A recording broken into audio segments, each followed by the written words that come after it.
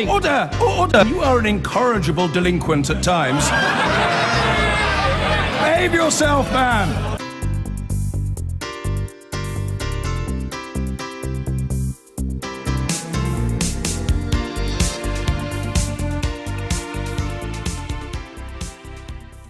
Hello and welcome from us. Raking over the coals with me, two freshly mandated members of Parliament. Greg Hands for the Conservatives. He comfortably held the seat of Chelsea and Fulham.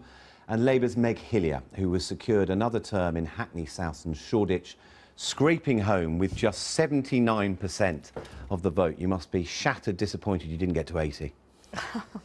It's a huge responsibility to have that. But look, it's been a great election for Labour. It's not quite got us into government, and that's the next challenge. But Theresa May went to the country saying, trust me, and the country gave her a very clear thumbs down. Greg Hands, what went wrong? Well, I don't think it's been a great election for Labour. I mean, they've lost now 3 elections in a row. They've got no more seats than Gordon Brown won in 2010. But clearly it's a disappointing result for us, particularly in London. We did, by the way, have some good results in London. Paul Scully, Bob Blackman, David Evans, some of my colleagues bucked the trend. I think we should have done better, and I'm disappointed, but we are still the largest party. Theresa May will carry on as Prime Minister. We will carry on in government, continuing to deliver for the British people. What do you think went wrong?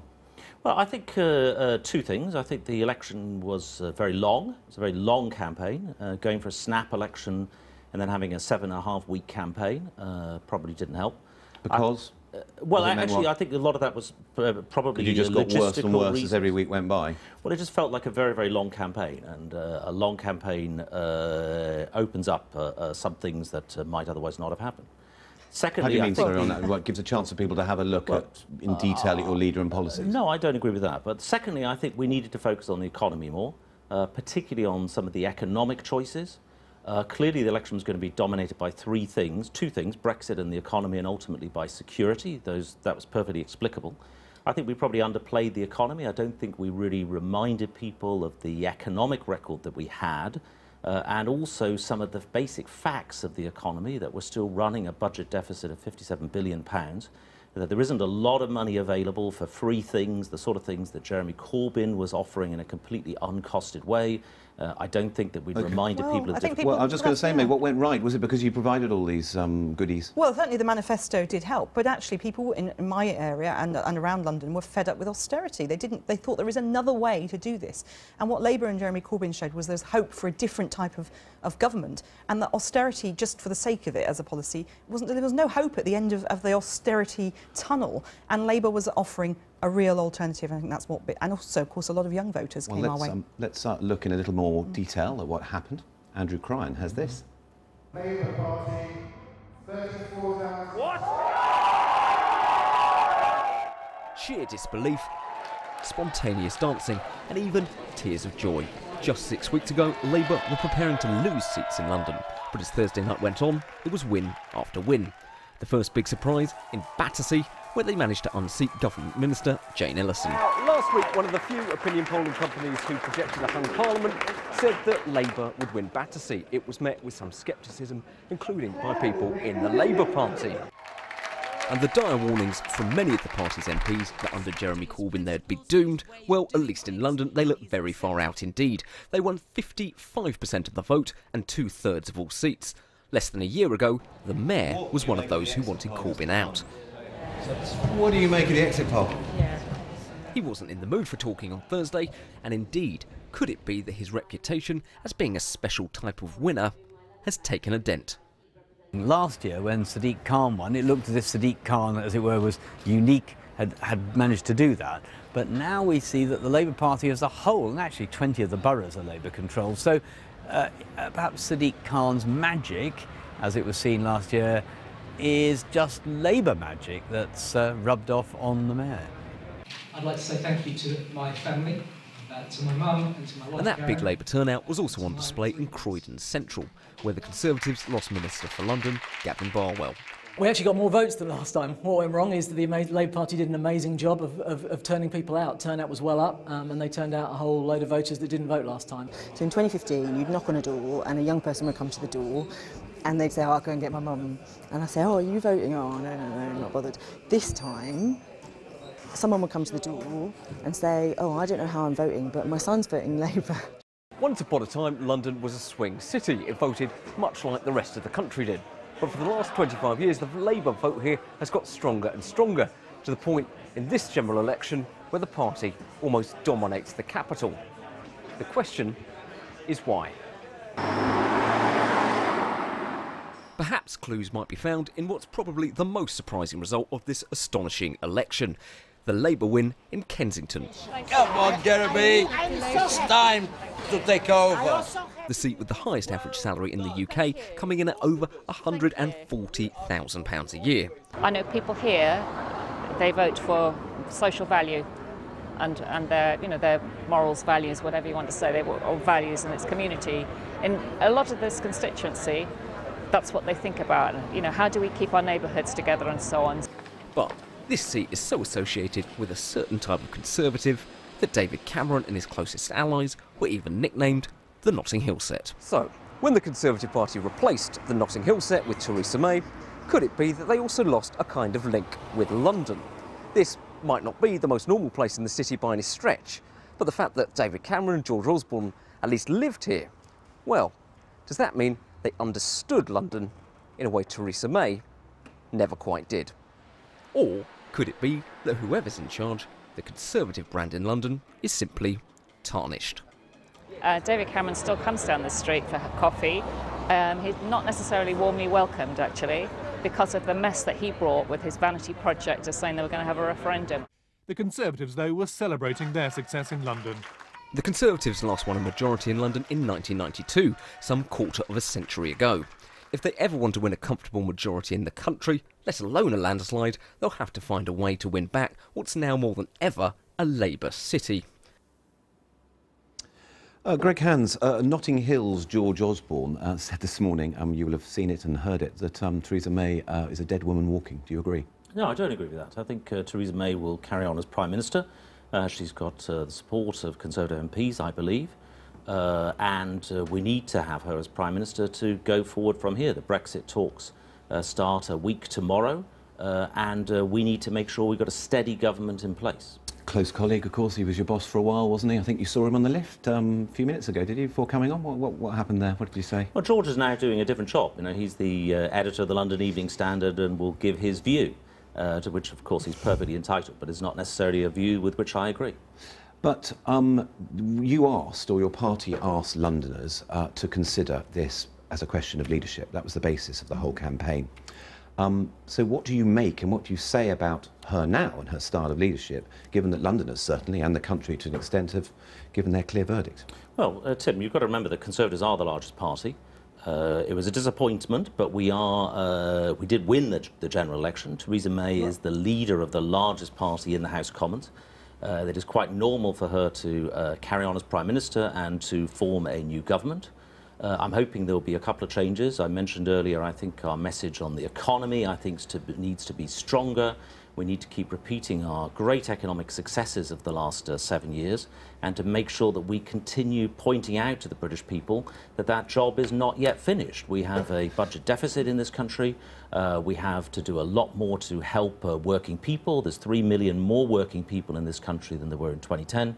That is the sort of thing that we need to be emphasising as we go forward. Meg Hillier, are you ready to form a government? No, I think we relish the chance to do that. We can't do it with the numbers now. We need another election. And I do think that Theresa May is very, very dented.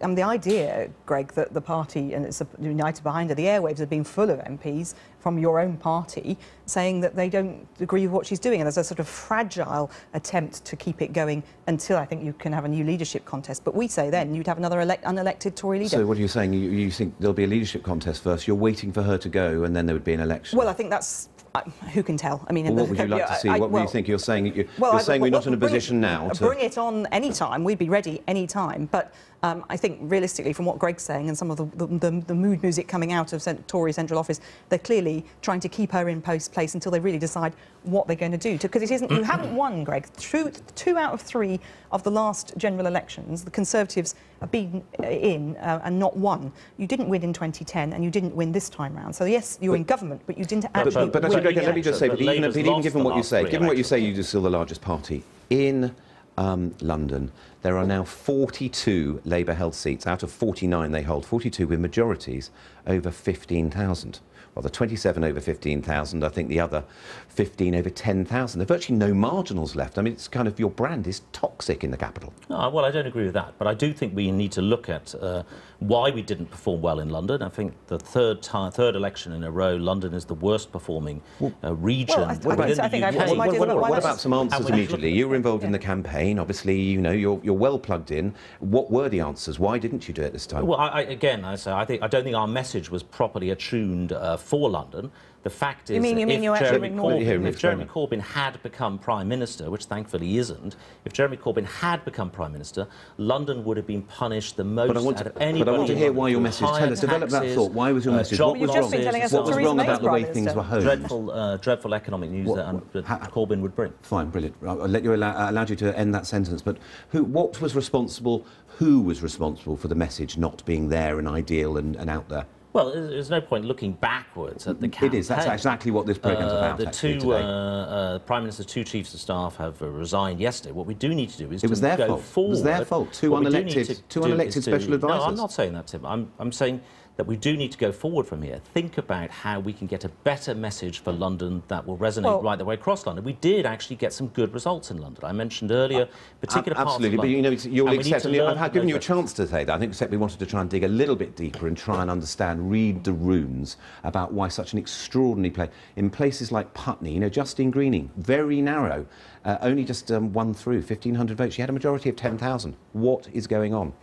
Well, I think we need to look at our campaign, we need to look at our messaging, and we need to remind people of the good achievements of the Conservative government and also the economic threat that we pose. Well, I'm surprised on that then. When you talk on the campaign, can I just check on one factor here? Linton Crosby, been involved in some of your previous campaigns, but do you blame him for the approach to this campaign in any way? And the sense it was very controlled. I mean, we never saw any senior Conservative people like you out there during the campaign. Well, I'm just wondering very hard in a number of constituencies, Tim. I was not only in Chelsea and Fulham, I was in Brentford, Ealing, places that were quite disappointing for us. I'm not in the business of blaming individuals. What I am saying is that we do need to look at our message for London as a whole. We do need to have a good offer on the economy. We do need to be thinking about some of the issues that are very particular to London, like the private rented sector, housing, where I think we did have good policies on housing. So at last you may be starting to get over and to think about that. Meg Hillier, what do you say to those MPs now sitting, Labour MPs, with quite nice majorities like Wes Streeting and Neil Coyle, there are others, but who were so vociferously critical of Jeremy Corbyn? What do you say about them now? Should they be expressing more gratitude for what happened? Well, I think, look, and anyone who ever thought that Jeremy couldn't manage on the campaign trail was going to be wrong. And I don't think anyone who knew Jeremy, and I've known him for 25 years, would ever have doubted his ability to connect with people on the doorstep and that humanness, that common touch, if you like, to use an old-fashioned phrase. Do you think they should be thankful for him? Well, they owe their majorities and their victories to him. Well, I think everybody acknowledges that Jeremy was, in fact, as Greg highlighted, 7.5-week campaign trail. People got to see the real person, not the slightly wooden arrangements we have in the House of Commons, where you've got these very fixed set-piece setups. This was real connection with people. To be clear then, what should happen to MPs like that if they chose to continue that kind of strategy over the coming months and years? I mean, what should happen if we see the same? Look, I have to say there's always been disagreements within all our parties about disagreements between backbenchers and the leader. And Jeremy himself, you know, voted over 500 times against the leadership. So we're a broad church, and you know, it's not all personal as sort of viscerally personal as some people suggest. It's a lot about different people's points of view, and it's quite important now that we have a good, wide discussion about what worked, why we didn't get over that that line to get into government. And what we need to do, because we think there might be an election coming up very soon. You'd like to encourage a similar level of dissent that we saw in the run-up to the election? No, I didn't say that. I said we need to have... Would you allow that? I think we need to have an open and proper discussion, not clamping down. And when Jeremy was elected, I think it might have been you I said it to, but certainly I was talking to the BBC at the time. They said, what's good about this? I said, one, he has stopped this clamping down on dissent and has talked about wanting to have an open debate. We haven't had much time for that, frankly, in the last 2 years, especially with what's happened. Now we really need to do that, but we need to do it fairly fast because we think there could be an election. But can I just go... Actually, let's, if you can, thank you very much. Let's just move on, because one of the key issues, as we know, was the question of Brexit. This election meant that London was asked again about the decision to leave the EU and made its feelings rather clear. From Battersea to Barnet, there was a Brexit backlash, as Dan Friedman reports. In politics, you don't need a death to have an inquest. London's vote in the so-called Brexit election saw Brexiteers punished and Remainers returned. There's clearly evidence of a Brexit effect in this election, and in some places a kind of Remainers' revenge, where the vote shift between the Conservatives and Labour obviously means people have looked at Brexit and thought, even if we don't like Jeremy Corbyn, we're going to vote Labour for a softer version of Brexit as a way of delivering a message about what happened last year. But in the immediate aftermath, has that message got through to the party, who, though depleted, are still in power? Are you not reading this, as many people are, as a total rejection of Brexit? No, of course it wasn't. The way to reject Brexit in the general election was very clear. We had the Liberal Democrats saying, vote for us and we will unscramble Brexit and give you a vote to change your mind, and they were crushed. And I would urge the Labour Party, who also campaigned on the idea of accepting the Brexit vote and wanting a free trade arrangement with our partners in Europe, to get behind the Prime Minister when she's negotiating in Brussels. But one senior Lib Dem told me the government should now heed the warning the electorate have sent about their plans for a so-called hard Brexit. First of all, in London, people were furious that Theresa May's approach wasn't to say, I'm going to reach across now to Remainers and bring the country together. It was, Remain people, you need to sit back and be silent. And in fact, the only patriotic thing you can do is to give me a mandate to do whatever it is I choose to do. And I'm not even going to discuss it with you and tell you what the details are going to be or how it's going to impact your lives. I think that made people in this city exceedingly angry. While Labour say the PM's Brexit position is now untenable. Someone dies, someone's ill, someone falls over and her majority has gone. And for all of those reasons, this next period is going to be very rocky, I think, in British politics. But I think we're seeing goodbye to a hard Brexit. And some Tories admit cross-party cooperation is now much more likely. I think it means that we will have to work with colleagues in Parliament to deliver a sustainable and workable Brexit. I think that's possible. The reason for our agreeing to work with the DUP is to give that stability, and that's important for business and so that our European partners know who they're negotiating with. There's even a sense of regret for Labour of what might have been had they united behind their leader. Look, if we'd had greater belief, how we could have done it, actually. We could have got the numbers and we could be forming a government today. So absolutely, the Labour Party now has to remain completely united. We could have a general election at any time. And with this result taking so many of us by surprise, there could well be more long nights ahead. Greg, help us on this. I mean, the figures were quite staggering, that where the votes piled up for Labour candidates, and people like Theresa Villas in Chipping Barnet, you know, won by 325 odd. She had a 9,000 majority. OK, she hung on.